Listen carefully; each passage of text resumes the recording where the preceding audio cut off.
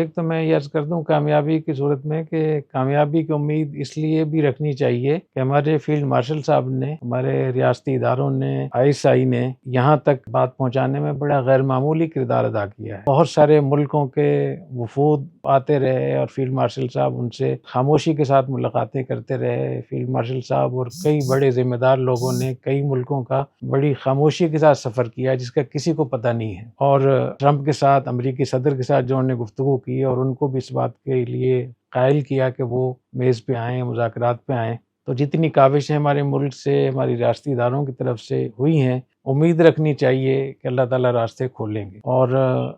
خدا نخواستہ اگر یہ مذاکرات ناکام ہوئے تو پھر صرف عالم اسلام ہی نہیں، پوری انسانیت اس کی زد میں آئے گی اور بہت زیادہ نقصان ہوگا، اور یہ بالآخر ایک تیسری عالمی جنگ یہ ہو جائے گی، اور اس کے جو اثرات ہوں گے، جو تباہی بربادی ہوگی پوری دنیا تک پہنچے گی، وہ بہت خطرناک ہوگی۔ ان حالات میں ہمیں مزید پاکستان کی فیلڈ مارشل کی، اپنے وزیر اعظم صاحب کی کاوشوں کو اور زیادہ ہمیں ان کو سپورٹ کرنا چاہیے۔